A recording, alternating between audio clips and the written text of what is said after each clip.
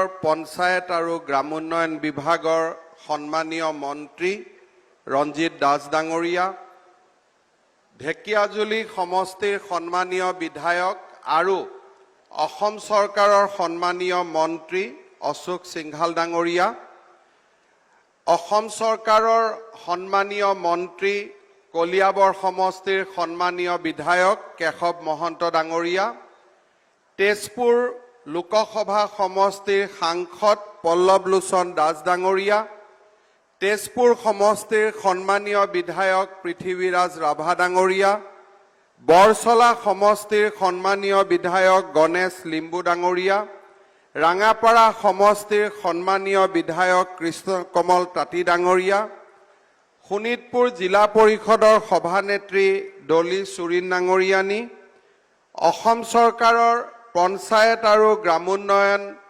বিভাগৰ আয়ুক্ত বিক্ৰম কৈৰী ডাঙৰীয়া, শোণিতপুৰ জিলাৰ উপায়ুক্ত দেৱ মিশ্ৰ ডাঙৰীয়া, আসাম স্মল ইণ্ডাষ্ট্ৰী ডেভেলপমেণ্ট কৰ্পৰেশ্যনৰ অধ্যক্ষ কিশোৰ উপাধ্যায় ডাঙৰীয়া, এমট্ৰনৰ উপাধ্যক্ষ ঋতুবৰণ শৰ্মা ডাঙৰীয়া, পাঠ্যপুথি প্ৰণয়ন আৰু প্ৰকাশন নিগমৰ উপাধ্যক্ষ তুলসী বৰঠাকুৰ ডাঙৰীয়া, শোণিতপুৰ জিলা ভাৰতীয় জনতা পাৰ্টিৰ সন্মানীয় সভাপতি বাটা চোৰাং ডাঙৰীয়া, ওদালগুৰি, বিশ্বনাথ, শোণিতপুৰ আৰু কলিয়াবৰ মহকুমাৰ পৰা অহা মোৰ সন্মানৰ আই মাতৃসকল, আজিৰ সভাত উপস্থিত সুধীবৃন্দ আৰু ৰাইজ, আজিৰ দিনটোত আমি দুটা কাৰ্যসূচী ৰূপায়ণৰ বাবে ইয়াতে সমবেত হৈছিলোঁ।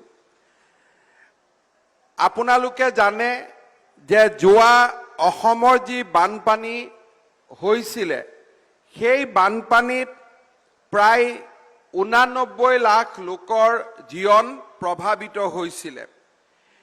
এই বানপানীৰ সময়ত প্ৰায় 98,509 গৰাকী বানাক্ৰান্ত ব্যক্তিক আমি বানপানীৰ কবলৰ পৰা উদ্ধাৰ অভিযানৰ জৰিয়তে উদ্ধাৰ কৰিছিলোঁ।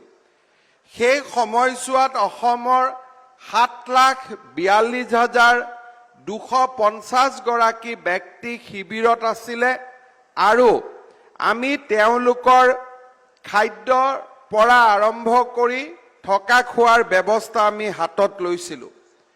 পৰৱৰ্তী সময়ত বানপানীত স্কুলৰ কিতাপ পত্ৰ হেৰুওৱা প্ৰায় 1 লাখ ছাত্ৰ ছাত্ৰীতকৈ অধিক ছাত্ৰ ছাত্ৰীক আমি 1000 টকাকৈ তেওঁলোকৰ বেংক একাউণ্টলৈকে মুখ্যমন্ত্ৰী সাহায্য পুঁজিৰ পৰা পুঁজি মুকলি কৰি দিছিলোঁ। তাৰোপৰি বানপানীৰ সময়ত কাপোৰ, বাচন বৰ্তন আদি কিনিবলৈ প্ৰায় 1,79,752টা পৰিয়ালক আমি 3,800 টকাকৈ মুকলি কৰি দিছিলোঁ। বানপানীত মৃত্যু হোৱা প্ৰতিগৰাকী লোকৰ আত্মীয়ক আমি 4 লাখ টকাকৈ বান সাহায্য আগবঢ়াইছিলোঁ।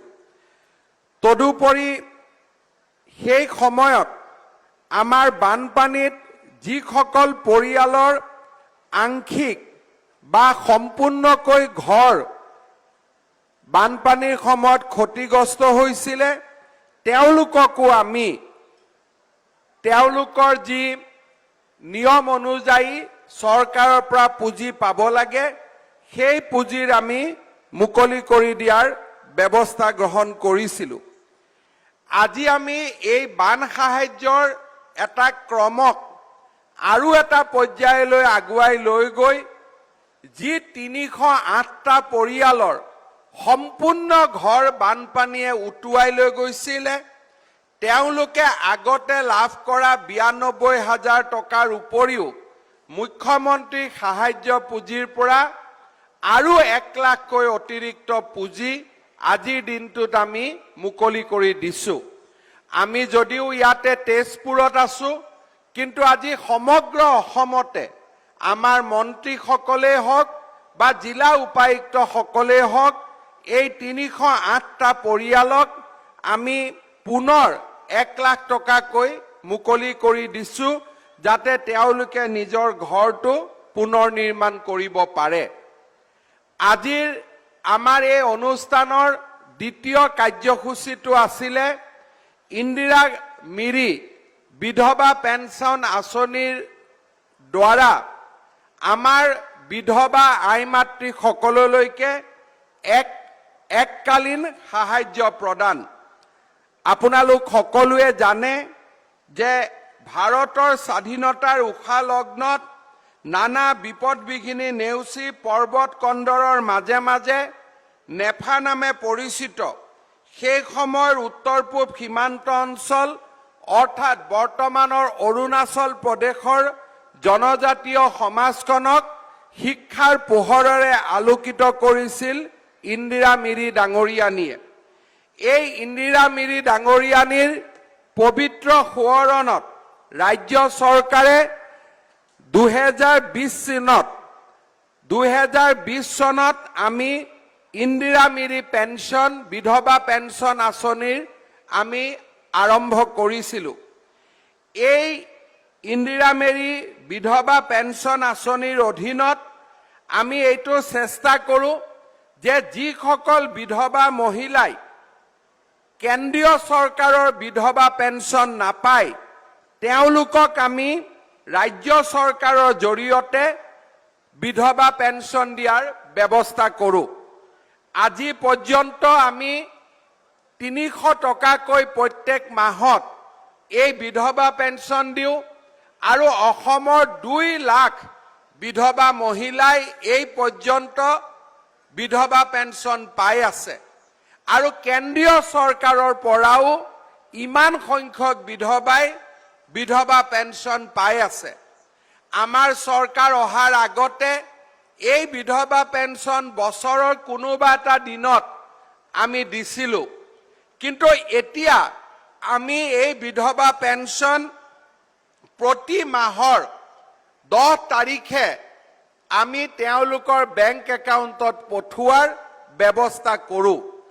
আজি অৰুণোদয় আঁচনিয়ে হওক, ইন্দিৰা মিৰি বিধৱা পেঞ্চন আঁচনিয়ে হওক, কুশল কোঁৱৰ বৃদ্ধ পেঞ্চনেই হওক, দিব্যাংগ পেঞ্চনেই হওক বা কেন্দ্ৰীয় চৰকাৰৰ নেশ্যনেল ছ'চিয়েল এছিষ্টেন্স প্ৰগ্ৰেমৰ বৃদ্ধ পেঞ্চন বা বিধৱা পেঞ্চনেই হওক, আমি সকলো পুঁজি প্ৰত্যেক মাহৰ 10 তাৰিখে আমি ৰাইজৰ বেংক একাউণ্টলৈকে পঠিয়াই দিওঁ।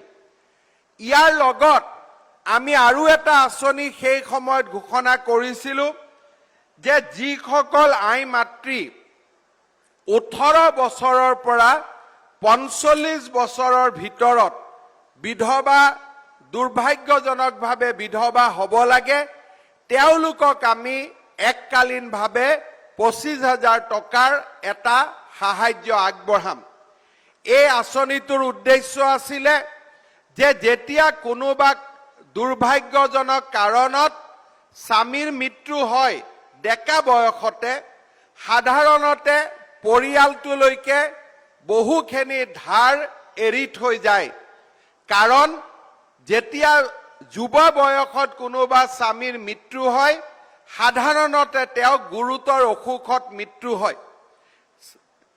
বেমাৰৰ চিকিৎসাৰ কাৰণে পৰিয়ালটোৱে টকা পইচা খৰচ কৰে আৰু পৰিয়ালটোৱে বহু সময়ত বেংকৰ পৰা লোন আদি লৈ ল'ৰা ছোৱালীক পঢ়াবৰ বাবে চেষ্টা কৰে, দেউতাক মাকৰ বাবে ঘৰ বাৰী বনাব চেষ্টা কৰে আৰু সেই সময়তে জীৱনৰ আটাইতকৈ মূল্যৱান সময়ছোৱাত যেতিয়া কোনোবা এজন পুৰুষ এই পৃথিৱীৰ পৰা আঁতৰি যায় তেতিয়া তাৰ লগে লগে সেই বিধৱা মহিলাগৰাকীয়ে বহু দুখ কষ্ট ভোগ কৰিব লাগে। গেলামাল দোকানত থাকি যোৱা বাকীখিনিৰ পৰা, মৃতকৰ শ্ৰাদ্ধ কৰাৰ পৰা আৰু ব্যক্তিগত ধাৰ আদি লৈ আমি যি ট্ৰিটমেণ্ট কৰাৰ কাৰণে স্বামীৰ বাবে খৰচ কৰিছিলোঁ এই গোটেইবোৰ ধাৰে আমাক একেলগে হেঁচা মাৰি ধৰে। তাৰ ফলত এই বিপদৰ পৰা আমি ওলাই যাবলৈ আমাক যথেষ্ট সময়ৰ প্ৰয়োজন হয়। সেইবাবে আমি ৰাজ্য চৰকাৰে সিদ্ধান্ত লৈছিলোঁ যে 18 বছৰৰ পৰা 45 বছৰ বয়সত কোনোবা যদি মহিলা বিধৱা হ'ব লাগে দুৰ্ভাগ্যজনকভাৱে ৰাজ্য চৰকাৰে তেওঁলোকক 25,000 টকাৰ এটা তৎকালীন সহায় আগবঢ়াব। বিধৱা পেঞ্চনটো পাবই আৰু যাৰ প্ৰয়োজন তেওঁ অৰুণোদয় আঁচনিৰ বাবেও আবেদন কৰিব পাৰিব। কিন্তু অতিৰিক্তভাৱে তেওঁলোকে কি পাব? এটা 25,000 টকাৰ সাহায্য ৰাজ্য চৰকাৰৰ পৰা লগে লগে তেওঁলোকে লাভ কৰিব।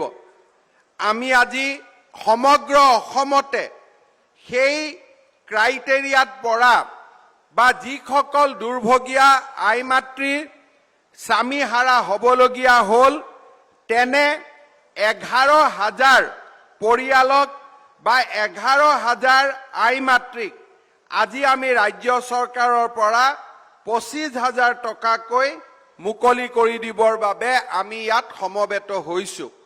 অৰ্থাৎ 11,896 গৰাকী আই মাতৃয়ে যি 18 বছৰৰ পৰা 45 বছৰৰ ভিতৰত বিধৱাৰ সাজ পিন্ধিবলগীয়া হৈছে তেওঁলোকে এই 25,000 টকা লাভ কৰিব। লগে লগে আজি আমি বাতৰি কাকতত এয়াও দিছোঁ যে আমাৰ যিসকল মহিলা ইতিমধ্যে এই আঁচনিৰ পুঁজি পোৱা নাই কিন্তু 18 পৰা 25 বছৰৰ ভিতৰত তেওঁলোকে বিধৱাৰ সাজ পিন্ধিবলগীয়া হৈছে, তেওঁলোকে আমাৰ চৰকাৰক গাঁও পঞ্চায়তে হওক বা আমাৰ বিডিঅ'ৰ কাৰ্যালয়ত তেওঁলোকে আবেদন কৰিব পাৰিব আৰু আমি প্ৰত্যেক 6 মাহৰ মূৰে মূৰে বা 3 মাহৰ মূৰে মূৰে আমি তেওঁলোকৰ আৰ্থিক সাহায্য আমি মুকলি কৰি দিম। মোৰ বিশ্বাস যে আজিৰ এই অনুষ্ঠানৰ জৰিয়তে আমি এটা সজাগতাৰ সৃষ্টি কৰিব পাৰিম। পঞ্চায়ত আৰু গ্ৰামোন্নয়ন বিভাগে প্ৰপত্ৰসমূহ ব্লক আৰু পঞ্চায়তৰ কাৰ্যালয়ত উপলব্ধ কৰিব পাৰিব আৰু যদি পৰ্টেল এটাৰ ব্যৱস্থা কৰিব পৰা যায়, পৰ্টেলৰ জৰিয়তে যদি আবেদন হয় তেতিয়াহ'লে বিডিঅ' বা পঞ্চায়তৰ কাৰ্যালয়তো আই মাতৃসকল যাব নালাগিব, পোনে পোনে পৰ্টেলৰ জৰিয়তেও আবেদন কৰিব পাৰিব। এই ধৰণে এই আঁচনিখনক আৰু অধিক জনমুখী আৰু ৰাইজৰ ওচৰলৈ লৈ যাবৰ কাৰণে মই পঞ্চায়ত আৰু গ্ৰামোন্নয়ন বিভাগক আহ্বান জনাম। এই আঁচনিখন যিমানেই জনমুখী হ'ব বিপদৰ সময়ত আমি স্বামী হাৰা সেই আই মাতৃসকলৰ জীৱনলৈ অলপ হ'লেও কিঞ্চিত হ'লেও আমি সহায় আগবঢ়াব পাৰিম। আজি আমাৰ এই সভাত শোণিতপুৰ, নগাঁও, বিশ্বনাথ, ওদালগুৰি জিলাৰ প্ৰায় 2000 হিতাধিকাৰী ইয়াত সমবেত হৈছে। সকলোৰে বেংক একাউণ্টত আপোনালোকে যিটো বেংক একাউণ্টৰ নম্বৰ আমাক দিছিলে সেই বেংক একাউণ্টত আজি বা কালিৰ ভিতৰতে আপোনালোকৰ পুঁজি জমা হ'ব আৰু কোনোবা কাৰণত যদি আপোনালোকৰ পুঁজি কিবা কাৰণত দুই এজনৰ নুসুমায় আমি খবৰ লৈ একেবাৰে শেষ গৰাকী মহিলাই এই পইচা নোপোৱালৈকে আমি আপোনালোকৰ বেংকৰ কামখিনি নিয়মীয়া কৰি দিয়াৰ আমি ব্যৱস্থা কৰিম। শ্ৰদ্ধাৰ আই মাতৃসকল, আপোনালোকে জানে যে আমাৰ ৰাজ্য চৰকাৰে অসমৰ মহিলা সমাজৰ বাবে বহুতবিলাক কাম আমি হাতত লৈছোঁ। আত্মসহায়ক গোট নিৰ্মাণ কৰা, এই ধৰণৰ পৰম্পৰাগত কামৰ উপৰিও অসমৰ আই মাতৃসকলৰ বাবে লোৱা আমাৰ আটাইতকৈ ডাঙৰ আঁচনিখন আছিল অৰুণোদয় আঁচনি। 2020 চনত আমি প্ৰথমবাৰৰ বাবে যেতিয়া অৰুণোদয় আঁচনি আনিছিলোঁ সেই সময়ত আমি 830 টকাৰে এই অৰুণোদয় আঁচনি আৰম্ভ কৰিছিলোঁ। চাওঁতে চাওঁতে অৰুণোদয় আঁচনি 1000লৈকে হ'ল আৰু অহা কেইদিনমানৰ ভিতৰতে অৰুণোদয় আঁচনিৰ হিতাধিকাৰীসকলে 1250 টকাকৈ তেওঁলোকে লাভ কৰা আৰম্ভ কৰিব।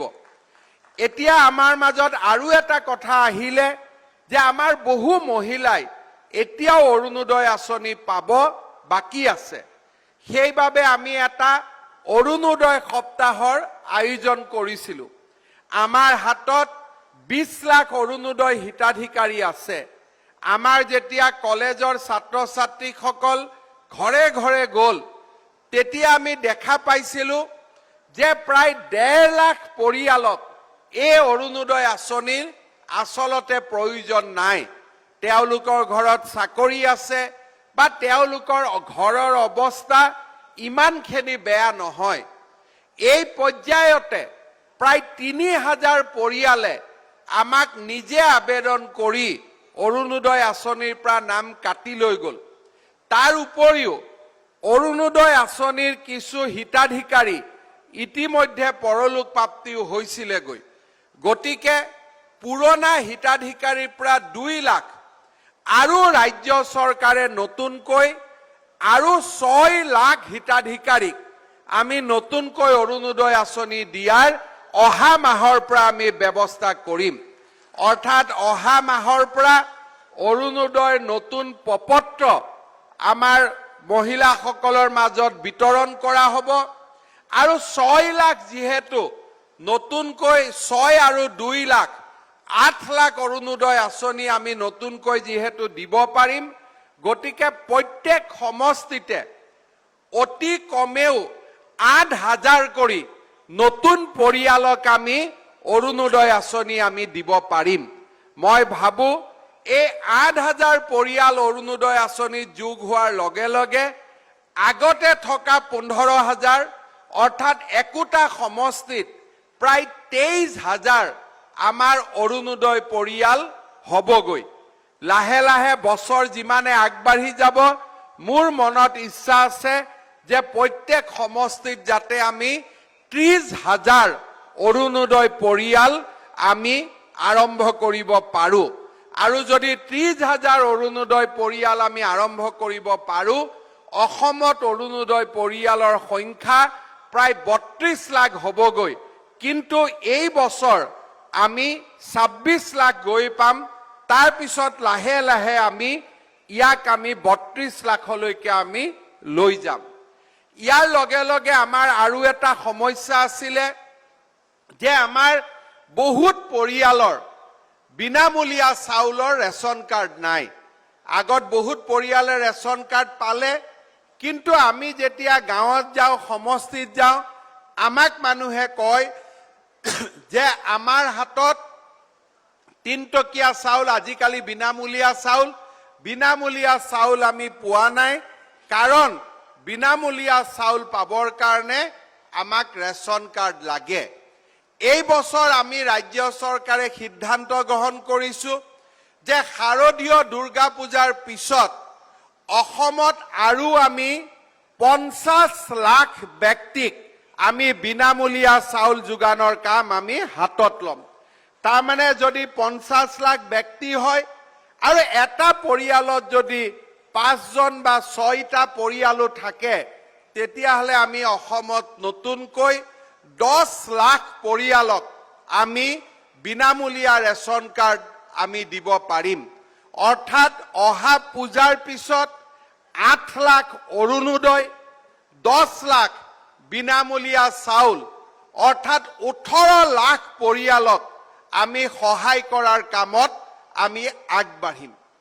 তৃতীয় পৰ্যায়ত আমি আৰু এটা ডাঙৰ আঁচনি হাতত লৈছোঁ, সেইটো হ'ল যে আমাৰ যিমান পৰিয়ালৰ হাতত ৰেচন কাৰ্ড আছে তেওঁলোকক আমি এখন কাৰ্ড দিব খুজিছোঁ, যিখন কাৰ্ডেদি হস্পিটালতে হওক, নাৰ্ছিং হোমতে হওক 5 লাখ টকালৈকে প্ৰত্যেক বছৰে আপোনালোকে বিনামূলীয়া চিকিৎসা ল'ব পাৰিব। অৰ্থাৎ অৰুণোদয় পাব 8 লাখ পৰিয়ালে, ৰেচন কাৰ্ড পাব 10 লাখ পৰিয়ালে, আৰু সৰ্বমুঠ 52 লাখ পৰিয়ালক আমি এখন কাৰ্ড দিম, যিখন কাৰ্ডৰ সহায় লৈ আপোনালোকে গভৰ্ণমেণ্ট হস্পিটাল হওক, অসমৰ ভিতৰত হওক, অসমৰ বাহিৰত হওক, য'তে আপোনালোকে ট্ৰিটমেণ্ট কৰে 5 লাখ টকালৈকে আমাৰ মেডিকেল আমি বিনামূলীয়াকৈ কৰিব পাৰিম। এই ধৰণে আমি অসমৰ প্ৰতিগৰাকী দুখীয়া পৰিয়ালৰ ওচৰত আমি যাবৰ বাবে সিদ্ধান্ত লৈছো। ইয়াৰ লগে লগে 10 লাখ পৰিয়ালক প্ৰধানমন্ত্ৰী আৱাস যোজনা নিৰ্মাণৰ কাম চলি আছে। বিধৱা পেঞ্চন, বৃদ্ধ পেঞ্চনো আমি ইতিমধ্যে সাৰ্বজনীনভাৱে প্ৰতিগৰাকী আই মাতৃলৈ পঠোৱাৰ ব্যৱস্থা কৰিছো। এই গোটেই আঁচনিবিলাকৰ লগত আজিৰ পৰা নতুনকৈ যে 18ৰ পৰা 45 বছৰৰ ভিতৰত বিধৱা হলে 25,000কৈ টকা পোৱাৰো আৰু এখন নতুন আঁচনি আমাৰ এই আঁচনিবিলাকৰ ভিতৰত জমা হল বুলি আজিৰ পৰা আমি গৌৰৱেৰে ক'ব পাৰো। শ্ৰদ্ধাৰ ৰাইজ, এই গোটেই আঁচনিবিলাকৰ জৰিয়তে অসমৰ দুখীয়া লোকক আমি সহায় কৰাৰ বাবে চেষ্টা কৰো আৰু দুখীয়া দৰিদ্ৰ লোকসকলেও লাহে লাহে নিজৰ আৰ্থিক অৱস্থা সুন্দৰ কৰা আমি দেখা পাইছো। আপোনালোকে দেখা পাইছে যোৱা কিছুদিন আগতে আমাৰ প্ৰায় 26,000 ল'ৰা ছোৱালীক আমি চৰকাৰী চাকৰি দিছিলো। কোনেও কতো এটকা নোলোৱাকৈ কিমান দুখীয়া ল'ৰাই চৰকাৰী চাকৰি পাইছিলে। যোৱা 3 দিন আগতে আমি আকৌ পৰীক্ষাৰ ৰিজাল্ট দিছিলো। অহা 23 তাৰিখে আকৌ আমি 10,000 ল'ৰা ছোৱালীক আমি একেবাৰে কোনেও টকা পইচা খাব নোৱাৰাকৈ আমি বিনামূলীয়া চাকৰি দিয়াৰ ব্যৱস্থা কৰিছো। এনেকে চাওঁতে চাওঁতে অহা 6 মাহ 7 মাহৰ ভিতৰত আমি টোটেল 1 লাখ পৰিয়ালক আমি চৰকাৰী চাকৰি দিয়াৰ আমি ব্যৱস্থা কৰিম। আজি আপোনালোকে দেখিছে যে অসমত কি ধৰণে অসমৰ পৰিৱেশবিলাক লাহে লাহে আমি বদলাই আনিছো। আগতে বানপানী হয়, মানুহে 3-4 বছৰলৈকে সাহায্য নাপায়। আজি বানপানী হল, আমাৰ সাহায্যৰ কাম আমাৰ শেষ হৈ গল। এতিয়া মাত্ৰ মথাউৰি ৰাস্তাবিলাক নতুনকৈ নিৰ্মাণ কৰিব লাগে। আমি বাচন বৰ্তনৰ পইচাও দিলো, পঢ়া কিতাপৰ পইচাও দিলো, ঘৰ ক্ষতিগ্ৰস্তৰো পইচা দিলো। মাত্ৰ 2 মাহৰ ভিতৰতে আমাৰ গোটেই কাম আমি শেষ কৰি থৈ গলো।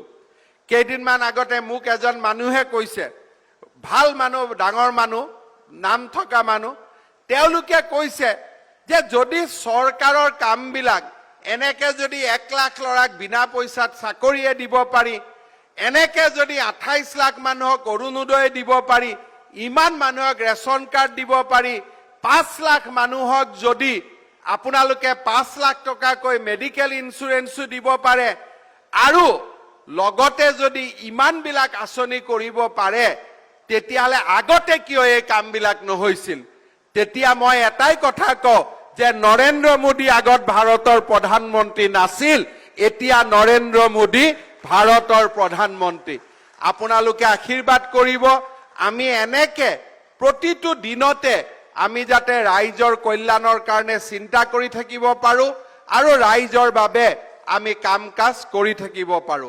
আজিৰ সভাত মই পুনৰ এবাৰ আমাৰ অসম চৰকাৰৰ পঞ্চায়ত আৰু গ্ৰামোন্নয়ন মন্ত্ৰী ৰঞ্জিত কুমাৰ দাস ডাঙৰীয়া, আমাৰ বিভাগৰ বিষয়াসকল আৰু শোণিতপুৰ জিলা কৰ্তৃপক্ষক এই অনুষ্ঠানৰ বাবে পুনৰ ধন্যবাদ জনাই আৰু আমাৰ সমগ্ৰ অসমতে বিভিন্ন জিলাত আজি যি সভা সমিতি অনুষ্ঠিত হৈ আছে, সকলো আই মাতৃকে মোৰ হিয়া ভৰা সন্মান জনাই আৰু আপোনালোকৰ এই দুৰ্ভাগ্যৰ সময়ত আপোনালোকৰ লগত আমাক থিয় হৈ থাকিবলৈ ভগৱানে আমাক যি শক্তি দিলে, তাৰ বাবে পৰম পিতাক ধন্যবাদ জনাই মই মোৰ বক্তব্যৰ সামৰণি মাৰিছো। ধন্যবাদ। জয় হিন্দ, বন্দে মাতৰম।